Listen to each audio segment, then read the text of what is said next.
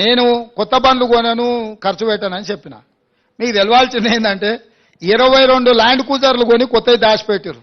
నేను సీఎం అయినాక 10 రోజుల వరకు నాకే తెలియదు. నేను పాత బండ్లు ఏదో అడ్జస్ట్ చేసి అన్ని రిపేర్లు చేయండి, చూసి ఇచ్చేయండి అని నేను చెప్తుంటే చిన్న ఒక అధికారి వచ్చి షోలో చెప్తున్నాడు, సార్ పోయినసారి 22 ల్యాండ్ క్రూజర్లు కొన్నాడు, అన్ని విజయవాడలో దాచిపెట్టినాను సార్, కొత్త ప్రభుత్వం ప్రమాణ స్వీకారం చేయగానే అన్ని తెద్దాం అనుకున్నాం, ఆయన నెత్తి మీద దరిద్రం ఉండి ఆయన ఇంటికి పోయింది సార్ 22 కొత్త ల్యాండ్ క్రూజర్లునే. అసలు ఇన్ని వందల వేల వాహనాలు ఉన్నప్పుడు ఒక్కొక్క బండికి దాదాపుగా 3 కోట్ల రూపాయలు అవుతుంది. మరి బుల్లెట్ ప్రూఫ్ చేసిన తర్వాత ఇంకా కొంచెం ఎక్స్ట్రా అవుతుంది.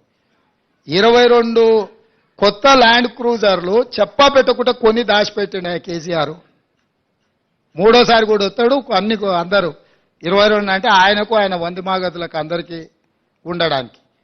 ఇట్లాంటివి ఆయన సృష్టించిన సంపద. అవి ప్రభుత్వ ఆస్తి తీసుకోకుండా వెళ్ళిపోతాయి.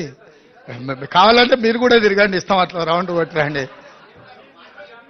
ఏ అప్లికేషన్ అయితే 28వ తారీఖు నుంచి గ్రామాలలో, డివిజన్లలో, వార్డులలో, మారుమూల తండాలలో, గూడాలలో, చివరికి అడవి ప్రాంతంలో ఉన్న చెంచుల దగ్గరికి కూడా వెళ్ళి అధికారులు వెళ్ళి ఈ ప్రభుత్వం యొక్క ఆలోచనని తెలియజేసి వారికి కావలసిన అవసరాలని నెరవేర్చడం కోసం ఈ అప్లికేషన్ ఇచ్చి రిటర్న్ గా ఒట్టిగా అప్లికేషన్ తీసుకోవడమే కాదు, బాధ్యతాయుతమైన అధికారులతో తీసుకున్న అప్లికేషన్ కి రిసీట్ కూడా ఇవ్వటం